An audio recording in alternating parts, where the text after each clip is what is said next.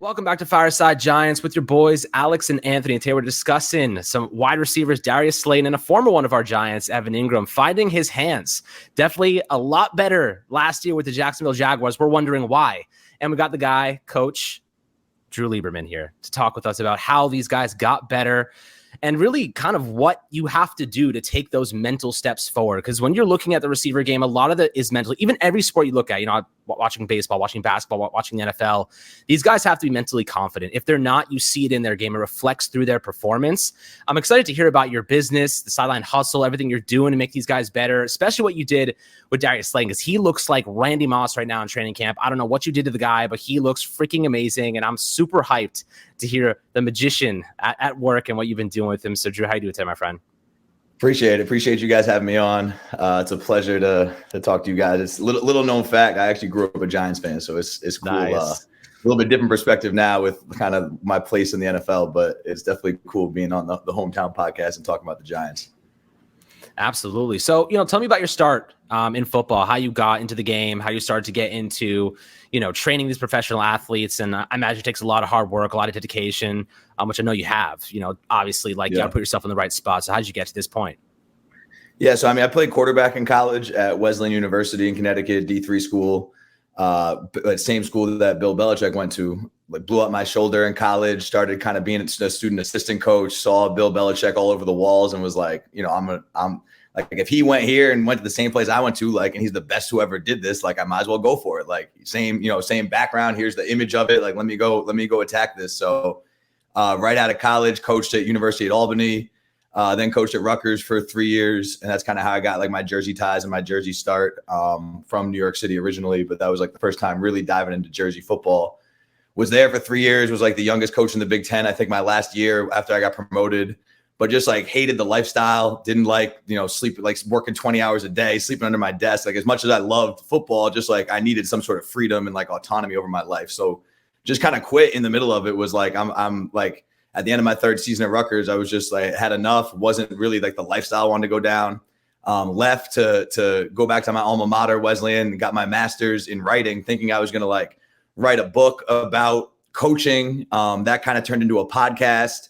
The podcast got kind of big for a while. Then we started breaking down film on Instagram, and over, a 2-year period of just kind of creating content on Instagram, similar to, the video I made about Slayton recently, just pro guys started finding me. They started reaching out in the DMs, who are you? How are you coaching this way? Where'd you learn all this? I haven't really heard anyone talk about receiver play this way.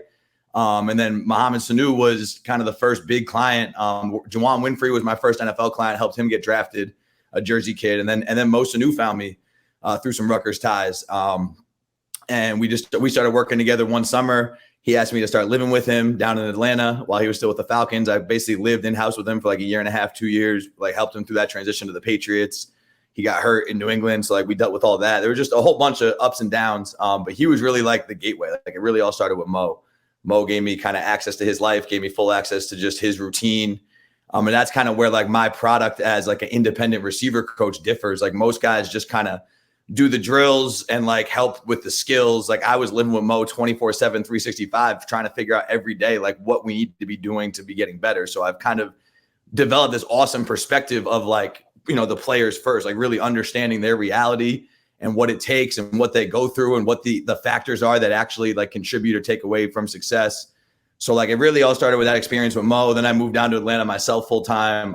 Slayton, Evan Ingram, Jacoby Myers, 3 of my top clients, they're all Georgia guys. They're all from Georgia. So that's where they spend their off season. So I came in touch with those guys just through, word of mouth or whatever, however it happens. We kind of just came across each other on different fields. Olamide Zaccheaus of now on the Eagles. He was down there. He's been one of my first clients. Allen Robinson. Those are kind of all the guys, the top 5 or 6 guys that I've been working with the last few years consistently. And it just kind of blew up from there. Like I said, I think I have a really unique perspective on the game, just with the experiences I've had, coaching at the highest level, kind of pursuing it, thinking I'm going to be I'm pursuing to be the best coach ever at that level. And then kind of transitioning to an independent route, but having this sort of players first mentality and just realizing I never thought I'd be coaching NFL guys. I truly started when I left Rutgers. I truly started I was I'm going to be the guy who can make content in this unique way where I've actually been there, so I can offer perspective to the content world no one else does. Never thought it was going to lead to guys actually reaching out, wanting me to coach them. But it was like, once I was in it, you realize how much white space there is and how much like they get coached to be obedient and be part of the team. And like, there's some talent that's developed, but like their individual skill sets and getting the most out of them as individuals and tailoring the coaching to what they're great at. They don't like a lot of the coaches in the league don't necessarily offer. It's more so like the broader picture stuff. And then they're left as like professionals to do that on their own. So just realizing how much, detailed coaching was needed, and just kind of been coaching my butt off for the last 3-4 years with a lot of the same guys and just trying to build. And we've had some success recently. Obviously, Evan's playing great. Jacoby Myers just got paid. Slayton's just got a nice contract and is playing well. So like, we started to see some great results. Just trying to continue pushing these guys forward.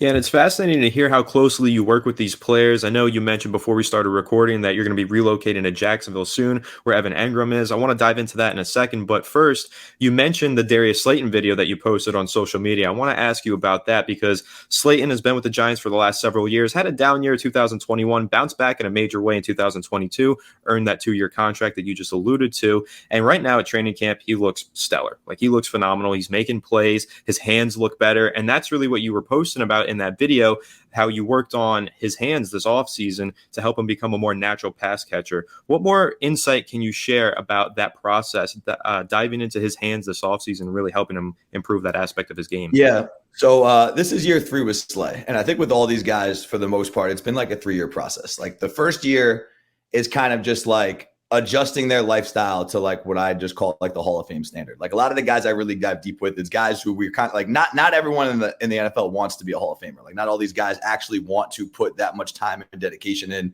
A lot of guys just want to get paid really well and make plays, and there's nothing wrong with that. The guys who want to do above and beyond and do the Hall of Fame type stuff, those are the guys I really vibe with. And like, once Slayton kind of made that commitment, it's like, all right, we're going to build this from the ground up then. Like, we can't just kind of Band-Aid and patch it. Like, we're going to rebuild this whole shit. So that was where you saw like the down year in 2021 that was our first offseason working together. And there was just a lot, like, he was playing off the strength. He was playing off instinct. He was playing off speed, but a lot of his game was inconsistent. It was probably going to come crashing down, for lack of a better term, whether it was with, because of some of the Joe Judge woes or like what the status of the team then. Like, either way, Slay was doing like a lot of things that were going to catch up to him, like bad habits and little things that like just he needed to shore up to be that Hall of Fame level player. Otherwise, he was just like another fast guy. So then I come in, and I'm a young coach then too. Like, I've gotten better at the way I start this transition, but I come in and basically I'm just like, here are all the things that are going to catch up to you. We got to fix all these things. And it's just like a lot to fix for a guy. So it was like a year of adjustment. It was a year of just like committing to his craft, committing to his game, committing to his routine at a different level. It was a tough thing that first year. There was just a lot of ups and downs, and like, nobody had statistics. Nobody played well on the whole team. I think Galladay was a leading receiver with like 490 yards or something. So like, everything was down, but it just like on his end, like all the drops on not a lot of targets, like it was not great. So in that second year, we had to rebuild like his whole game. I really wanted to build around his strengths, his speed, give him tools to work around his speed, how to run and stop better, how to just play the game with more confidence. And I think we built him more as a complete player. We got him back to where like, he was at an 1,100 yard pace last year. He averaged like 67, 68 yards a game, where if he played 16, 17 games, he's going to have over 1,000 with just the way he was playing last year. So like, we really got him running complete routes, releasing really well, like stopping really well, not really recognizing. I kind of thought with that confidence, the catching problems would just kind of fix themselves. And we worked a lot on catching, but probably didn't like just hone down and shut down everything else and just catch the damn football. We worked on everything. He got better at everything. But then we come in, he has a great year. He's creating all kinds of separation, but we're still not catching the ball great. Had, a 700 yard year. Like I said, 1,100 yard pace, like still a good season, very good season, but not the best version of himself. Not the best he could be. And then he had, I think he tweaked his knee in one of the Minnesota games, had a minor surgery in the offseason to start the offseason. And that ended up being a blessing because it kind of slowed us down that first month and a half. And that first month and a half, we kind of came up with the term like, we want to be a ball stopper. He kind of came to me with this. He's like, I've been watching film, and like the best pass catchers I see, like the ball stops when they touch their hand. Like, Odell Beckham, Jarvis Landry, like Mohamed Sanu, Julio Jones, like some of the best ball catchers you can think of. Like the ball just stops like it does now in this Slayton video. And like that is absolutely not who he was.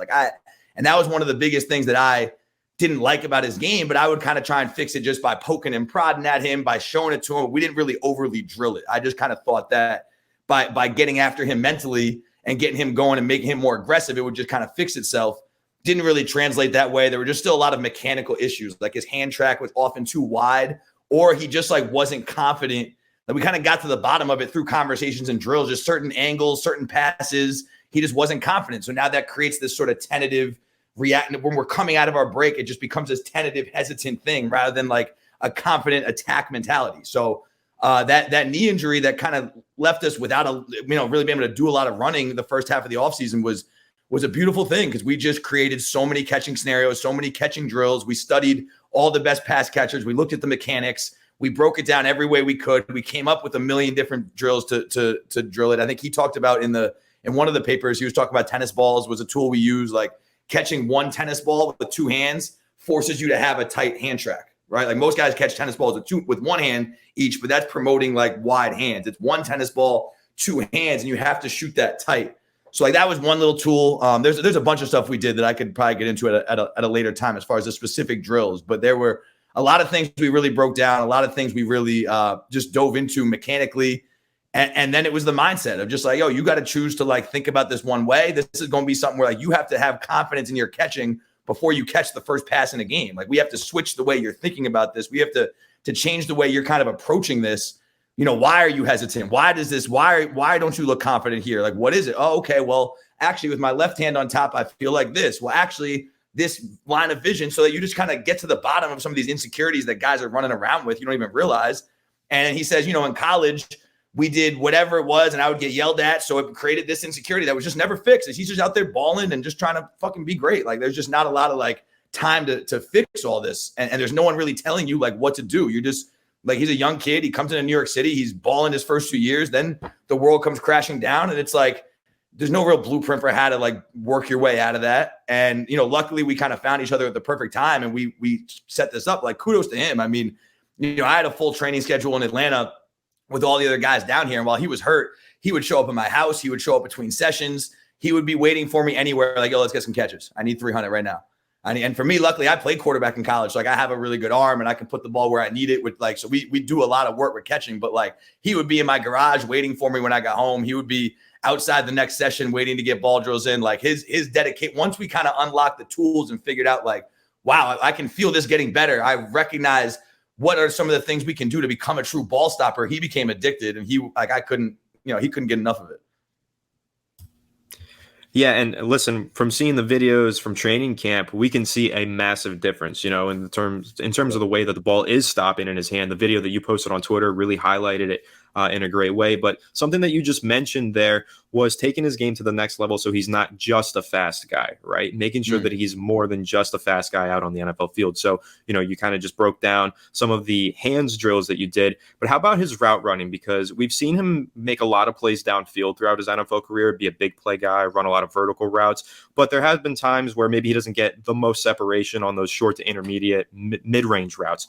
What kind of work have you done with him there, just trying to help him improve and be more of a three-level player and receiver from every angle of the field? Yeah, the biggest thing for him is just like playing with full stride. Like he's like a 4.3 speed guy, but he's not always like, when he's running 4.3, his stride length, his sprint cycle is consistent. It's long, it's full. Like he doesn't always run every route. We talked about this maybe 3 days. If you were to watch his film, I think from like day 4 of training camp to day 5, or recently, he's just made a big improvement where we talked about it and he's opening that stride up more. He's attacking more. And it's just like, you just got to be fearless about it. Like it's uncomfortable because he's fast enough where he can play at 85% stride and still be faster than most guys. But now like, all right, you're creating enough separation to get open, but you're not creating like, we call them solo shots where when the ball is caught, there's no one else in the frame. That's the standard for separation. That when you catch the ball, if I were to take a picture of you on the field, there's not a DB in the frame because there's so much separation. Like that's the level we're trying to get to. That's how you create yards after catch. That's how you do. Like he's getting open. He's getting open enough for 750 yards a year, whatever it is. But like that 1,200, 1,300, 1,400 yard season that I think he has inside him at his best, that's going to come from like creating so much separation that I've got 10, 15, 100 yards after every catch. Like that one play versus Houston last year that he took to the crib was like starting to see that ability. We have to now run routes in a way where we can catch the ball with that much space more often. And then I think he was like 6th in the league in yards per catch last year. And we didn't even catch the ball great. Like we weren't even stopping the ball. So I think like there's so much he can do But the biggest thing is just getting him to play fast, trust his ability to play fast. Now to do that, we have to work on his ability to stop at full speed. We have to work at his ability to cut off one leg at full speed. So everything we did this offseason was really just playing faster. Like when we first started in 2021, he would be a fast player on game day who didn't practice fast. He never trained fast with me. He didn't get off the ball fast. He just was a guy who's always turned it on game day. He didn't have great practice habits. He didn't, he was committed to the craft. His detail was committed. He would listen to your coaching. He just needed competition in front of him to get it all out of himself. And I think that's been one of the biggest improvements to Slay is like he competes with himself now. He doesn't need – there was a time last year when he was buried on the depth chart and he was going against the 2s and 3s. When, he's coming off being a 2-year starter, 3-year starter. He's going against the 2s and 3s, and he's calling me. He's just like, yo, like I'm just, I'm having trouble finding that spark, kind of like a closer in baseball coming in like a 7-run game. Like I don't have that spark going against 2s and 3s. Like I'm a starter on this team. Like, and I'm just like, well, listen, like, we had a conversation, we got it out of him. And it was just like, you gotta, like, that's the difference in your career now. Like when you find that spark where you don't need the best corner in football in front of you or whatever it is, and you can just get that out of yourself. Like that's when the sky's the limit. And that was really like a trying time for him. And it was like last year in camp, he started killing the 2s, killing the 3s. Then they started moving him with the 1s, and like he's DJ's guy and he's a great player. So he just kept making plays. But it was like that moment of, okay, like I really got to find this myself. Like they're not giving me anything. They're not giving me any opportunities. Like I got to dig deep mentally and get this out of myself. And it was really like once he's made those agreements with himself, it's still what I'm talking to himself about. Like now it's not just convincing yourself you're a good player. Now it's holding yourself to that 1,400-yard standard because like it's right here in front of you. There's no reason why, if you're playing the best football, there's no reason why I don't have 140, 150 targets and you're going for plus yards. If you're playing your absolute best from snap one, like that's how good I think this kid is. But it's mostly been mental, and it's mostly been getting him to play everything at full stride. And then from there, working on his mechanics at that speed. Like we have to train there first. We have to get there first. Then once you feel comfortable with it, you can get it out of yourself in practice and in games. And then, once we're playing at that speed, things are going to be a little sloppy, which is fine. That's a good problem to have. We got to tighten things up at that point, and then everything will be clicking by the time it's time to win football games. Yeah, man. I mean, look, going back all the way to the beginning of the episode when you said you left the coaching kind of route to become your own guy, kudos to you, man. That's badass. I think that's an awesome thing to do. You know what I mean? Like going on your own and trying to create something that's of what you did is not easy. And it seems like you're doing a damn good job of it because you're seeing the results on the football field. You're seeing the results of the details. And one of the things that I think you said that was absolutely excellent was the mentality of you got to change your habits. You got to practice like a superstar. You know what I mean? You kind of said before, having that Hall of Fame style. You think Michael Jordan wasn't destroying people in practice? The best of the best, they destroy everybody in practice. They make everyone look silly. That's what makes them great, though. That respect that they earn off the field or on the practice field is what transitions to actual games. That respect that they earn and that internal kind of desire, that internal want is a variable that not many people have. It takes a special person to have that, and it takes a special person to instill that. It seems like you're one of those guys that is able to give that to other people. That's a skill. You know what I mean? Like it's a skill to be able to go. It's something that needs to. I give it to people who want to have it. Like they have to want those goals, and they have to set that vision first. And then I think I can be the jet fuel for that. I think early in my career, I used to try to instill it on guys who didn't even necessarily want that level of accountability or that level of commitment. And you can't force dudes at this level to be great. They have to really want it. And that's the thing with Slay. That's where I knew he would be great because like he really wants to be, like he really cares. Like he really cares, and he lives a lifestyle that shows he cares. Mm-hmm. He lives in a way where he has no distractions. Everything's pouring into making himself a better player. And and like this is what I told him last year after the Packers game. I think that was the first game he blew up. I was like, hey, bro, they can't kill a man who's already dead. Like you're already dead. They've already killed you. They've already written you off. They've already told you that you suck, that you're a bust, that what you can't catch. Like in everyone else's eyes. Like you're dead. So now you're playing with house money. Like there's no pressure. Mm-hmm. There's nothing to lose. There's and I think that sort of mentality is what like he was just like, I'm just going to go out there and give it my all. Cause like I had to take a pay cut just to be here. And that's really, that rock bottom, as you want to call it, that really set him up for what's going to be success for the rest of his career. Yeah. You want to know that pay cut that he took was the best decision he ever made. You know what I mean? Putting himself in a spot where he had to fight and find those qualities that you were able to, help him gain is what turned him into a player that is now practicing at a high level, playing at a high level. The fundamentals, they're rare. He's actively adding elements to his game. I am so hyped to see him this year because ultimately, you know what?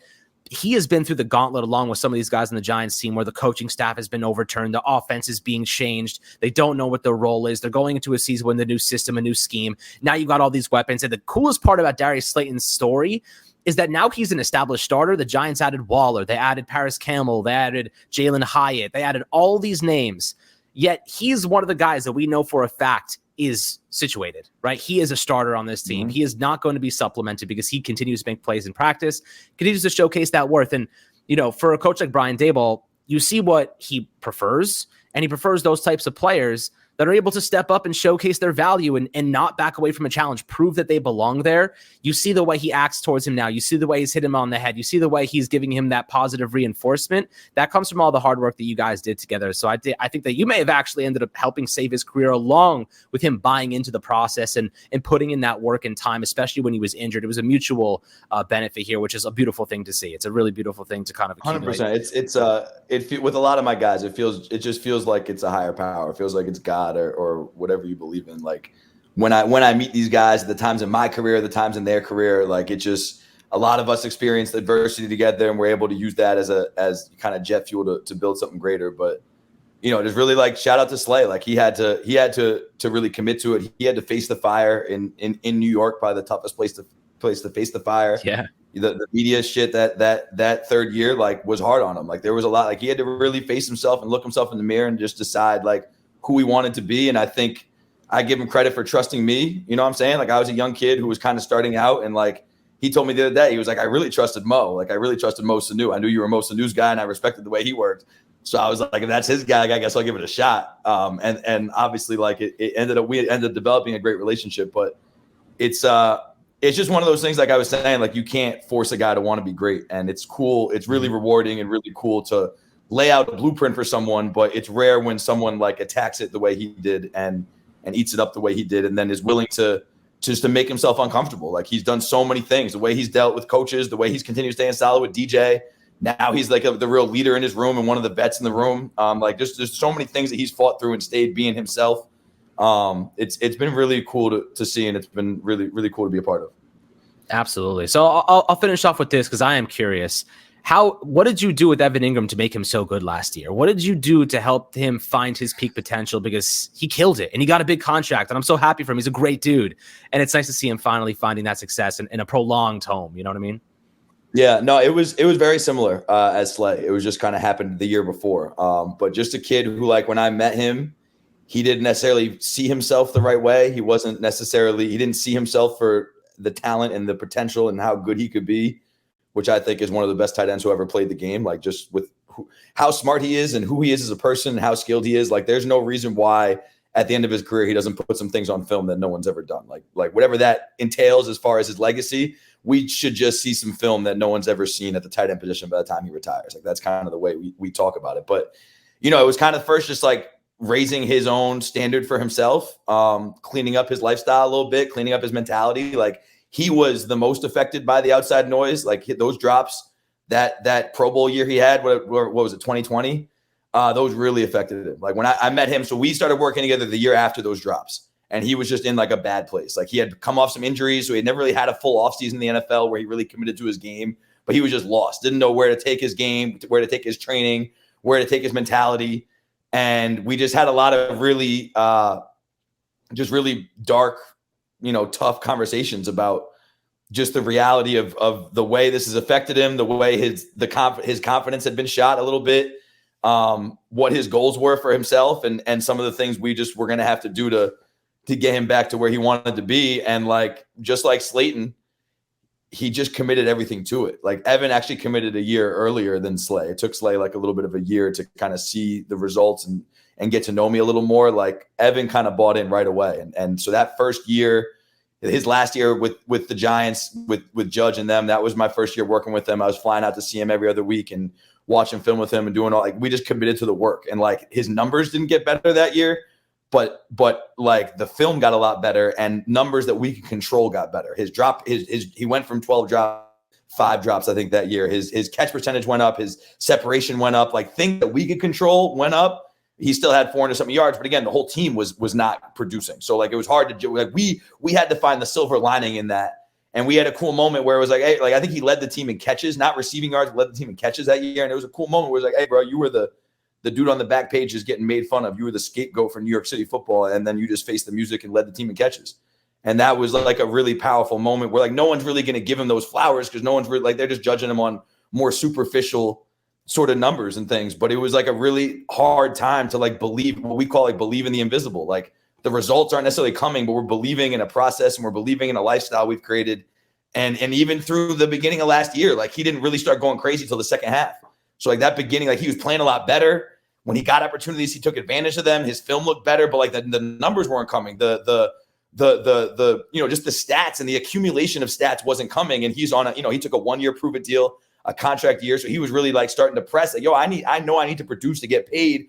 So there was like a time last year where, you know, he never really didn't trust it, but there was a time where it was like, all right, it's been a year and a half now. And like, we need to fucking break through. Like, and then that Tennessee game happened where he had 12 catches, 162 yards and 2 touchdowns. And that was kind of like for really him and all the guys, like all the guys I work with, because all my guys are kind of in a similar place like that, the cusp of being like a really great player and trying to push them over that hump, like him, Jacoby Myers, OZ in Philly, like a lot of guys like that. So he was kind of the first guy to like really break through and put on that undeniable performance. He was the best player in the NFL for a few weeks in a row. Like he was going crazy. And that was that. It was just a lot of it. Like, you know, the drills are great. Like all the work we do is really good. It's really detailed. I study the game like crazy. I have a team of guys who help me study the game. We watch film like no other. We watch all of our drill footage, all of our practice film. We watch over again together like it's a practice all summer long. Like just the system we've created is incredible, but it's more so like the lifestyle. It's more so the mental conversations they have with themselves. It's more so like changing the way they talk to themselves, changing the way they see themselves, and just creating habits that like push them forward, like changing the way they wake up in the morning, changing the time they go to bed at night, making sure that they use their resources to hire a chef and take care of things that are going to like make them better. Like a lot of guys just don't put that lifestyle together. They get paid and they take care of their family, or they buy themselves clothes and jewelry, or they do all these things that like seem cool. But at the end of the day, like if you don't become a better football player, like all that shit goes away. So you have to take those resources and take whatever you have. Like Evan, you know, 1 year, $9 million for the Jaguars. We had an unlimited budget to spend on his game. There was no restrictions. There was no, hey, I got to buy this house first. Hey, I got to take care of this person first. It was, what do we need to be great? Let's pour everything into it. And so that really, like, you know, I can sit and talk about the drills or whatever aspects of his game we improved. Like, it really wasn't about that. It was about just him finding himself and, you know, understanding how great he could be, understanding the standard he had to hold himself to be that great every single day. I mean, you watch Evan now, like it's like legend in the Jaguars building of just his work ethic. First one in the building, last one out. He's in a full sweat before every game because we just have this crazy weight. Like he's just the type of dude who like needs to be in it fully. Like some guys, Slay, for example, needs to be a little calmer, likes being a little calmer, likes being a little more at ease. And I actually do assign him more active work to try and rev that up, but his thing is calm. Like Evan needs to be in a super intense mode before games. So like we've created full-on workouts, like just his commitment just to exhaust all options. Like that's the way I could define both these guys, is like they're just leaving no stone unturned. They're willing to do, we kind of talk about it. We say, hey, look, this guy does it like that, or I think we should do it this way. We talk about the pros and cons. We talk about why or why not, and we make decisions. And once we do that, we commit to it. And I think that's been the biggest thing with both of those guys, is like at a certain point, the progress was not visible. It was only visible by us. It didn't show up in the stat sheets. It didn't show up to the naked eye. Like the progress was invisible, and we had to believe in something that wasn't tangible, that wasn't there for a real period of unknown and uncertainty. And they both fought through that, a similar period, and got to the other side of it. And once you get through that, you've been punched in the mouth and you've looked down the belly of the beast and you've kind of risen above it. Like, what the hell's going to stop you now? Like some guy on Twitter fucking talking shit, or someone, excuse my language, like someone, you know, like it's just that at this point, like no, there's not like, again, you can't kill someone who's already been dead. So I think now they just have these awesome, like this awesome level of confidence and work ethic that we've built, where they can hopefully keep building on that and keep pushing the levels to as high as it can go. Man, even just listening to you dive into all that, sharing all that insight, that just motivated me. I could see why you're such a good coach with these players, man. You're getting me motivated hearing about the story of Evan Engram. And listen, with him, I'm so happy that he's getting his flowers now. The way that he really burst onto the scene in Jacksonville last year, he got his contract. And I'm just looking forward to watching him play with Trevor Lawrence and everybody else in that Jaguars offense and even taking those next steps. But I loved all the insight that you provided on his personality versus Slayton's personality, how they might differ a little bit. And you even mentioned, talking shit on Twitter and that kind of stuff. One of the things that I love about Slayton with his personality, he does that a little bit. He gets into some tweet contests on Twitter. He'll go after some players or not some players, rather, some fans who go after him. He'll fight back a little bit. And I love that. And I think that he's just one of the funniest guys if you watch him in all of his interviews. And he's always going to bat for Daniel Jones on Twitter, on Instagram, or wherever. And so, just watching his personality, how enjoyable he is, since you work with him so closely. Before we wrap up here, I was just wondering if you had like a really good Darius Slayton story, kind of like a funny moment or anything cool to share with the fans before we wrap up. Man, Slay, it took Slay a little bit to warm up to me. Like the first year, I think he just truly looked at me as like a coach. And so like I like to be like a real controversial coach. Like I like to challenge them a lot. I like to poke and prod. I like to push their buttons. Like I like to talk crap like as much as possible. But Slay didn't really like open that door for me a ton. So like, I'm trying to figure out like how to get under his skin, whatever. And at some point I had mentioned like something about arm sleeves and fumbles. And I think he fumbled like one Washington game like 3 years ago. The game, terrible timing. And he like cursed me out on via text or whatever. But it was like a big moment for us because it was like, all right, like I know that I can push you to a limit where I'm going to get the truth from you. Like it's an interesting thing where like I'm not a coach of a team where like they have to come to practice every day and play in my receiver room. Like they hire me, they pay me directly.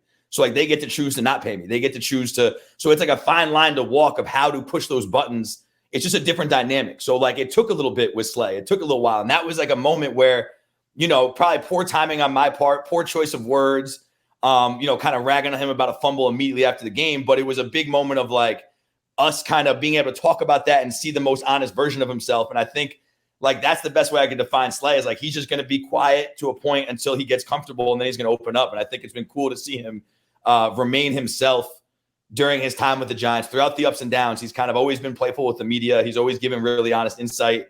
But now he's comfortable. Like he's not going in there fighting for a roster spot. He's the veteran in the room. He's the highest paid guy in the room. He's established. He's Daniel Jones' guy over 4 years now. Like he can go in with a little. Like you're going to see more of him and more of his confidence because people around him have believed in him and have empowered him. And I think like that's something that he thrives on is that empowerment. But it's also been something we've had to work on is like, you got to be able to perform without that. Like when no one is believing in you and no one thinks it's going to be you got to come off the bench and make a play, which he did last year and kind of earned his spot back. But that's, Slay is one who it takes him a little while to warm up to you. And then, like I said, then it gets to the point where now he's just in my garage every day waiting to get extra catches in. And like, you just can't get rid of him, which I love. But it's been a great 3-4 year journey with him for sure.